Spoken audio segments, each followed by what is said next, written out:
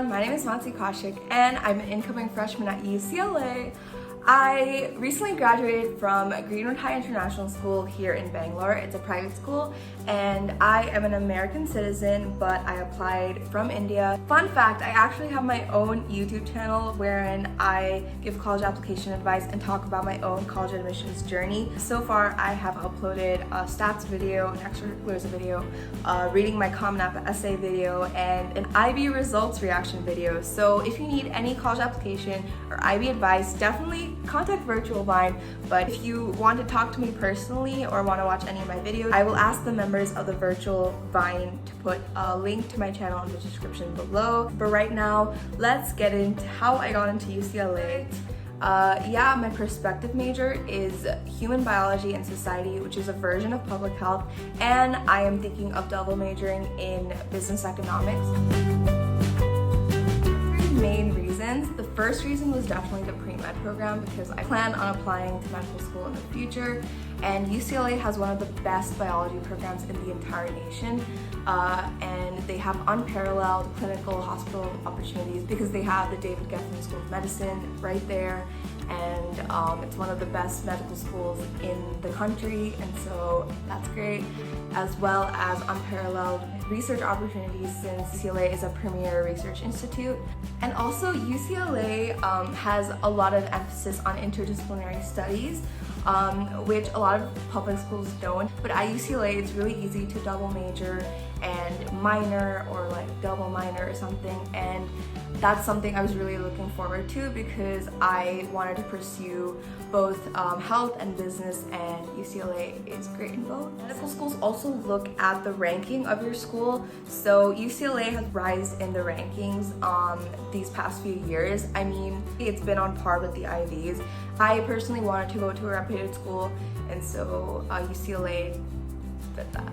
UCLA gives access to the entire city of LA, Westwood and whatnot. Their community is just so vibrant, whether it be extracurriculars or sports, and I just really wanted that in a school. I wanted to go to this big public school where I could attend the football games and basketball games, and as well as have a really good education, and UCLA has that. So as you know, private schools are getting to be really expensive these days, and UC's still pretty expensive. So for out-of-state students, the UCs can be around $66K, while private schools are around $80K.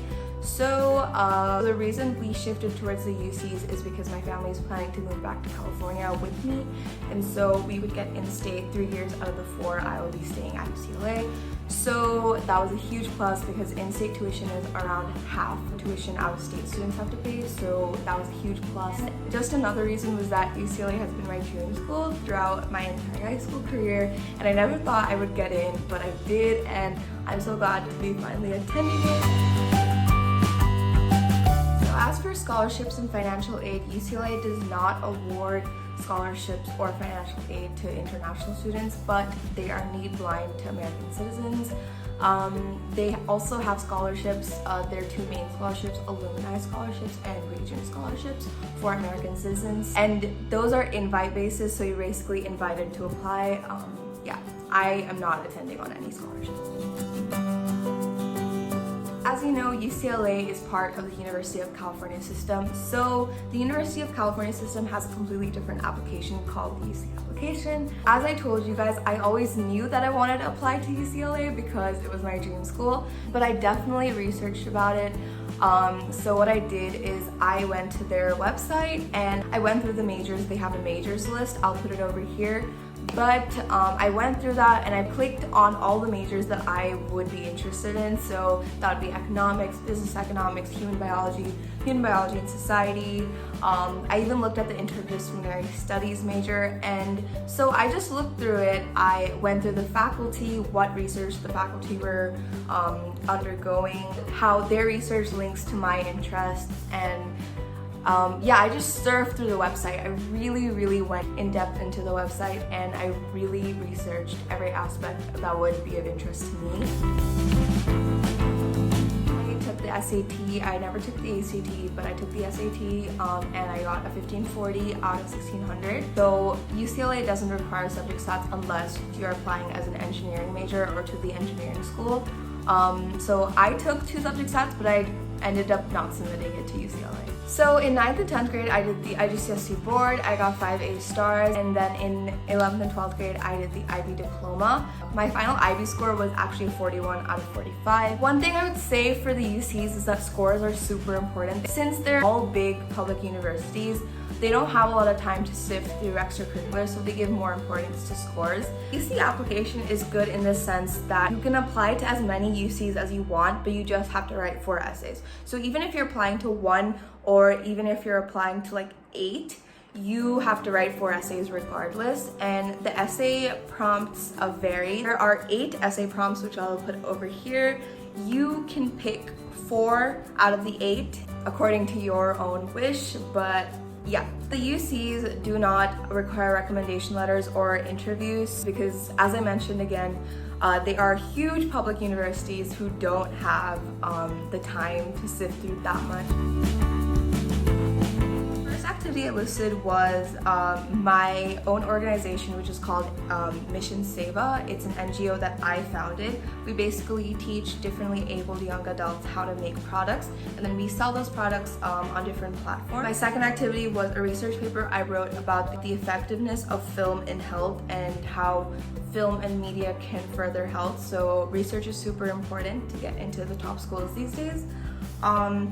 Then my third activity was being a political advocate. I basically interviewed a bunch of citizens from a small city in Rajasthan, and I advocated their concerns, their health concerns, to local politicians, and we actually corrected a health policy that was adversely affecting the citizens of the city in Rajasthan. My next activity was a video I shot, which was called Need to Know About Your Knee. It was a pun, but yeah, it was a video about raising awareness about the knee and how you can keep your knee and bones healthy. It was targeted at senior citizens who struggle with osteoporosis and osteoarthritis. So the next activity was an internship at the RxDX clinic.